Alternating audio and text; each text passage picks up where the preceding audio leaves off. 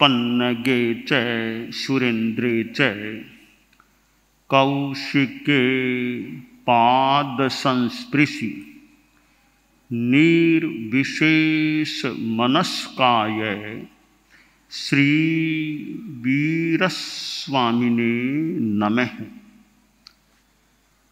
भगवती सूत्र में कहा गया है, तेणम कालेणम तेणम समयेणम रायगिहे नगरे जाव एवं बयासी अत्थिणम भन्ते जीवाणम पाणाइवाएणम क्रिया कज्जई हंता अत्थि। भगवती सूत्र में भगवान महावीर के साथ जो संवाद हुए हैं उनका बहुत वर्णन प्राप्त होता है। यूं तो भगवती सूत्र के अनुसार अनेक व्यक्तियों का भगवान महावीर के साथ संवाद हुआ है, अनेकों ने प्रश्न पूछे हैं और भगवान महावीर ने उत्तर भी दिए हैं। उनमें सबसे ज्यादा बड़ा प्रश्नकर्ता तो भगवान गौतम स्वामी प्रतीत हो रहे हैं। ज्यादा प्रश्न करने वाले गौतम स्वामी थे और मानो कि इतने वो निकट रहने वाले थे और इतने हमारी स्थूल भाषा में भगवान महावीर के कृपा पात्र थे कि मानो कि जब मन हुआ तभी प्रश्न पूछ लिया, मन हुआ तभी प्रश्न पूछ लिया, सुबह पूछ लिया, दोपहर में कर, जब मन हुआ प्रश्न पूछ लिया। जैसे मानो पास बैठे हैं, जब कोई भीतर में स्फुरना हुई तत्काल महावीर प्रभु से प्रश्न पूछ लेते, ऐसा मानो आकलित हो रहा है। भगवान महावीर भी मानो कैसे प्रश्न का उत्तर भी दे देते। कोई घटना सामने आई, गौतम स्वामी ने प्रश्न पूछ लिया, प्रभु महावीर ने उत्तर दे दिया। तो एक महान प्रश्नकर्ता गौतम स्वामी थे, तो उनको उत्तरदाता भी प्रभु महावीर जैसे विराट व्यक्तित्व उपलब्ध थे। प्रश्न करने वालों में और भी व्यक्ति हैं, गौतम स्वामी तो प्रमुख है, एक हो गए, और भी व्यक्तियों को भगवान महावीर से वार्तालाप करने का, संवाद करने का मौका प्राप्त हुआ। साध्वियों में से किसी का भी नाम संभवतः हमारी जानकारी में नहीं है भगवती सूत्र में कि किसी साध्वी ने भगवान महावीर से प्रश्न पूछा हो। श्राविकाओं में श्राविका जयंती का नाम आया है। अनेक प्रश्न जयंती ने पूछे और भगवान महावीर ने उत्तर भी दिए। अन्य तीर्थक भी आए हैं, गौतम स्वामी जैसे शिष्य, और भी कोई हो सकता है। यहां भगवती सूत्र के 17वें शतक के चौथे उद्देशक में गौतम का उल्लेख किया गया है। अनुवाद में प्रश्न पूछा, राजगृह नगर का प्रसंग है।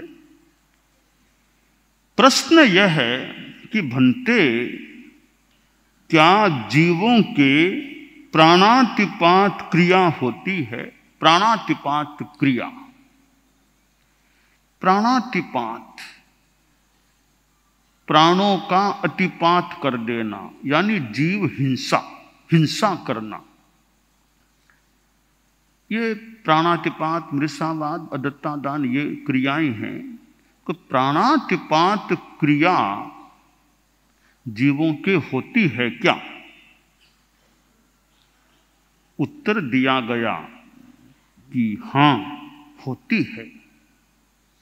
यानी जीव प्राणातिपात भी कर लेते हैं, हिंसा भी कर लेते हैं,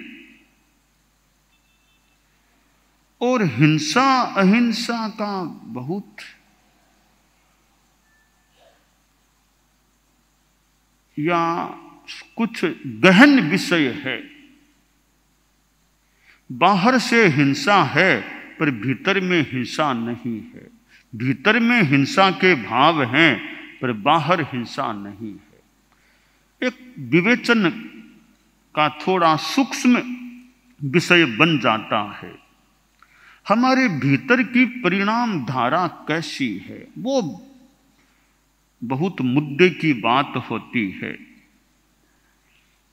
तभी तो पैर से जीव मर रहा है, फिर भी उस आदमी के पाप का बंध नहीं हो रहा है। बाहर से कोई जीव हिंसा नहीं हो रही है, भीतर के परिणामों में हिंसा है, पाप कर्म का बंध हो रहा है। तो बहुभंग जटिलम, यह हिंसा का विषय है। बहुत भंगों से जटिल सा कुछ बना हुआ माना जा सकता है। बाहर क्या हो रहा है इसका मूल्य कम या ना कुछ या नहीं, भीतर में क्या हो रहा है इसका बड़ा महत्व है। भीतर के जगत में क्या घटित हो रहा है, हम भीतर को देखने का प्रयास करें, कुछ भीतर में जाने का प्रयास करें, भीतर में रहने का प्रयास करें। ध्यान और क्या है, मानो भीतर में रहने का अभ्यास वह ध्यान है।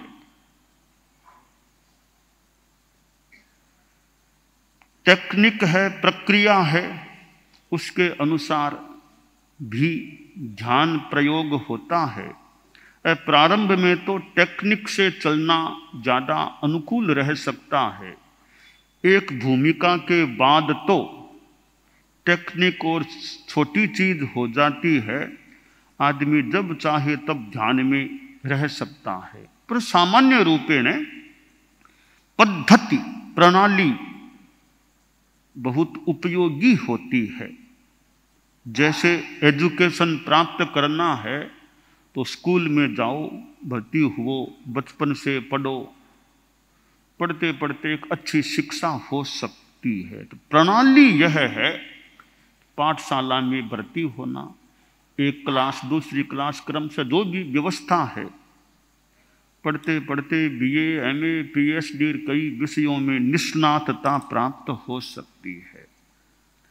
अब कोई कद स्कूल में नहीं जाएंगे, ऐसे ही पढ़ेंगे, तो कोई कोई बच्चा तो ऐसा हो जाए कि बिना स्कूल गए ही अच्छा ज्ञानी हो, कोई कोई बच्चा ऐसा हो सकता है।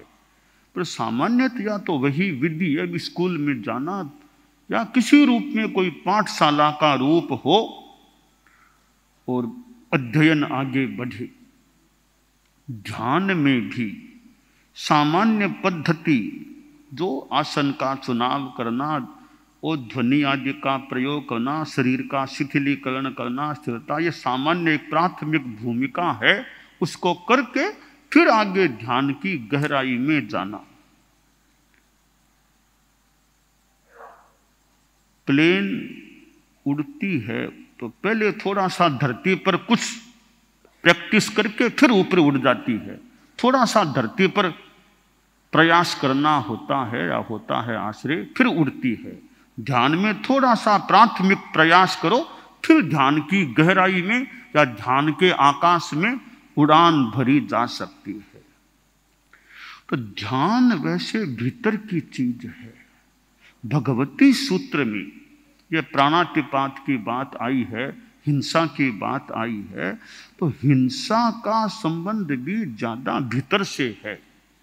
बाहर तो घटना घटती है, मूल ज्यादा भीतर से संबंध है। दुनिया में युद्ध होता है, ये बाहर युद्ध होता, यह तो बाद की परिणति है।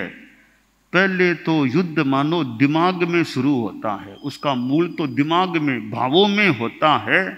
बाद में वो बाहर एक रूप ले लेता है। तो वृत्ति और प्रवृत्ति, भीतर में वृत्ति है, फिर प्रवृत्ति सामने आती है।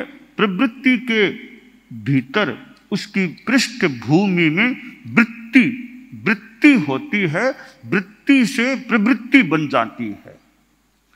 तो युद्ध की वृत्ति दिमाग में, भावों में है, फिर समरांगण में बाहर तो वो प्रवृत्ति हो जाती है। तो ध्यान भी मूलतः भीतर से उसका संबंध है कि भीतर में कितनी चित्त की निर्मलता है, चित्त की स्थिरता है, कितनी समता, अहिंसा परिणत हुई है।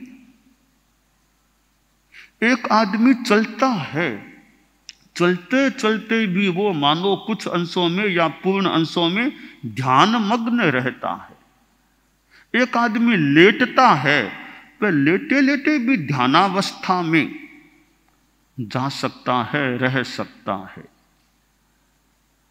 हमारे भीतर जो राग द्वेष के भाव हैं वो नहीं रहे। भगवान महावीर थे, केवल ज्ञान हो गया, तीर्थंकर बन गए, फिर तो प्रवचन भी करने लग गए। जबकि साधना काल में थे तब तो संभवतः प्राय मौन रहते। तीर्थंकर बन गए, फिर तो प्रवचन भी करने लग गए, यूँ भोजन भी अच्छी तरह यूँ करने लग गए आश्रय। जबकि पहले कितनी तपस्या करते थे। तो क्या यह माने कि पहले तो वो साधक थे, बाद में साधना छोड़ दी? वो स्थूल रूप में भले एक कोण से मान लें कि फिर तो बात भी करने लग गए, प्रश्नों के उत्तर देते रहे, प्रवचन करते रहे, खाना भी खाते रहे, तो साधना छोड़ दी। छोड़ दी क्या, उनकी साधना बहुत ऊंची चली गई। तो टेक्निक प्रक्रिया से भी ऊपर मानो उनकी साधना पहुंच गई। अब भले रोज खाना खाएं, भले रोज प्रवचन करो, भले बात करो, भले प्रश्नों के उत्तर दो, वे तो साधना में ही लीन हैं। तो ध्यान इतना सद जाए कि चलते भी मानो कुछ अंशों में ध्यान है, खाते हुए भी ध्यान है। प्रेक्षा ध्यान तो वैसे हमारे जैन आगमों से भी कुछ किसी रूप में संबद्ध है। पेहमानो महिम हमारे साधुओं के लिए विधान है। पेहमानो महिम चरे, धरती को पेहमान, प्रेक्षमाण है, प्रेक्षमाण है, महिम प्रेक्षमाण है, प्रेक्षा करता हुआ, देखता हुआ चले। और स्वयं को प्रेक्षमाण है, स्वयं को देखना। संपिखई अपग मप्प एणम, अपने आप को देखने की बात है। यह प्रेक्षा ध्यान एक नामकरण है, संज्ञा है। और ध्यान की अनेक पद्धतियां हैं, अपने अपने ढंग से नामकरण भी हैं, प्रयोग कराने वाले भी पद्धति अपनी है। ठीक है, दुनिया में अनेक स्कूल हैं, अनेक कॉलेजेज हैं, अपने अपने ढंग से स्कूल विद्या संस्थान काम करें, बस दूसरों का कल्याण होना चाहिए। तो प्रेक्षा ध्यान भी एक मानो स्कूल है, अध्यात्म की, ध्यान योग की एक स्कूल है। प्रेक्षा नाम उसका है, नाम से पहचान होती है। और नाम से पद्धति की पहचान है, और पद्धति से खुद की खुद से पहचान हो जाए वो बहुत ऊंची बात हो जाती है।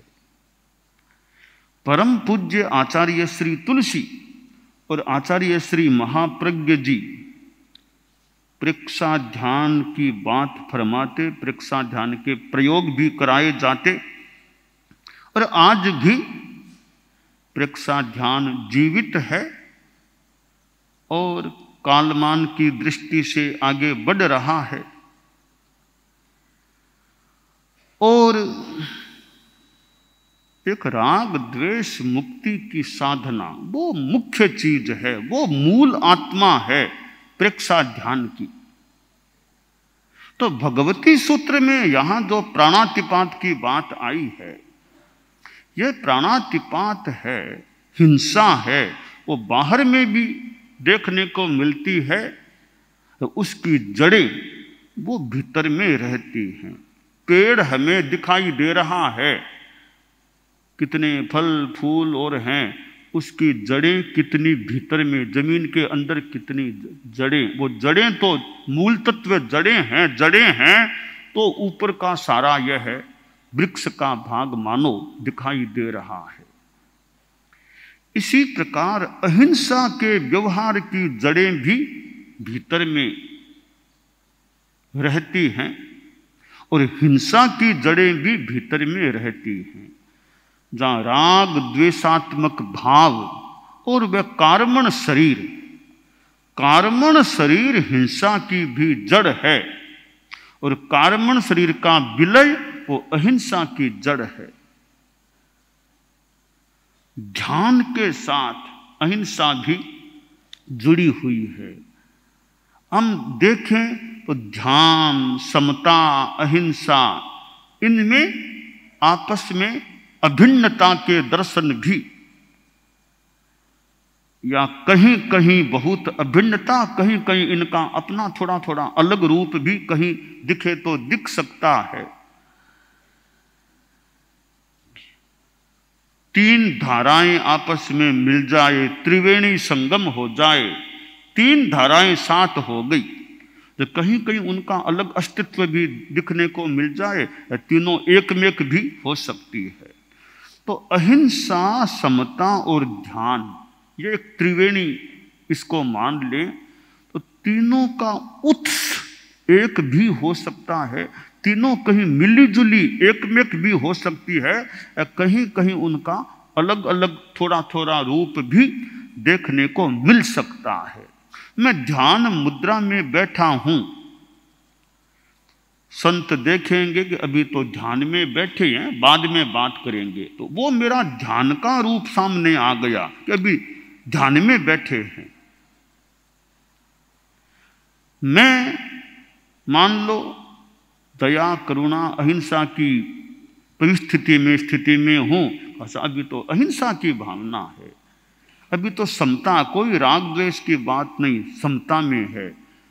तो ये थोड़े थोड़े रूप अलग, ध्यान की मुद्रा में बैठा था तो लगा कि ध्यान में बैठे हैं। मैं इरिया समिति में जागरूक था, ये भी अहिंसा की साधना में है।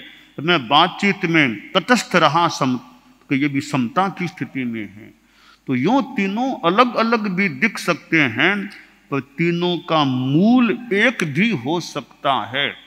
भीतर में राग द्वेष के अभाव के जितने परिणाम हैं, उन्हीं से वो ध्यान साधना मानो यदि वास्तव में है तो हो रही होगी, उन्हीं के आधार पर इरिया समिति में जागरूकता होगी और उन्हीं के आधार पर बातचीत आदि में समतापूर्ण व्यवहार हो सकता है। तो अहिंसा, समता और ध्यान, इन तीनों को हम एकता के रूप में, इनमें एकत्व का दर्शन भी कर सकते हैं और कुछ कुछ पृथक्त्व का दर्शन भी संभवतः हो सकता है। ये अंगुलियां हैं, यूं अलग अलग भी दिखाई दे रही है, पर पांचों अंगुलियों के आगे तो हाथ एक ही है, एक ही हाथ में ये पांच अंगुलियां हैं। इसी प्रकार अहिंसा, समता और ध्यान, इन तीनों का मूल उत्स एक प्रतीत हो रहा है और थोड़ा बाहर में कुछ कुछ इनका स्वतंत्र अस्तित्व भी, पृथक अस्तित्व भी थोड़ा थोड़ा देखने को मिल सकता है। तो भगवती सूत्र में यह प्राणातिपात क्रिया की बात आई है। तो प्राणातिपात जीवों के द्वारा किया जाता है। यह बाहर में भी होता, हिंसा बाहर भी होती है, हिंसा का मूल भीतर में भी होता है। और कहीं बाहर में तो हिंसा है, भीतर में हिंसा नहीं है, तो पाप कर्म का बंध भी नहीं होता। ऐसा प्रतीत होता है पाप कर्म का संबंध भीतर से है, बाहर से नहीं है। बाहर क्या हो रहा है इससे पाप कर्म का कोई मतलब नहीं है। भीतर में क्या हो रहा है, भीतर में गलत हो रहा है तो पाप कर्म बंधने को मानो तैयार बैठा है। तो पाप कर्म का जो भी बंध है या पुण्य का भी बंध है, उसका मूलतः बाहर से कोई संबंध विशेष नहीं है, या बहुत कम हो तो व्यवहार में हो। मूलतः दोनों का संबंध भीतर से है कि भीतर की परिणाम धारा जीव की कैसी है। परिणाम धारा अच्छी है तो पुण्य का बंध भी हो सकता है। इधर संबर और निर्जरा की बात तो मूल है ही। ये पुण्य तो बहुत स्थूल चीज है, भौतिक चीज है। पुण्य भौतिक चीज है, निर्जरा और संबर यह मूल आध्यात्मिक चीज है। तो पुण्य का बंध हालांकि वो आध्यात्मिकता से थोड़ा जुड़ा हुआ तो है, तो पुण्य है भौतिक। पुण्य का ज्यादा रूप भौतिक है, संबर निर्जरा है वो आध्यात्मिक है। तो भगवती सूत्र में जो प्राणातिपात की बात है, अगर संबर हो जाए कि मैं हिंसा नहीं करूंगा, 3 कर्ण 3 योग से मुझे मन वचन काय से हिंसा के त्याग हैं, संबर हो गया, सम्यक्त्व पहले से था अब त्याग हो गया, भीतर में वो संबर के परिणाम प्राणातिपात सर्व विरति के परिणाम आ गए हैं, तो वो अहिंसा हो गई, भीतर में अहिंसा आ गई है। अब इतनी अहिंसा है, अब योगों के द्वारा, योग शुद्ध शुभ हैं,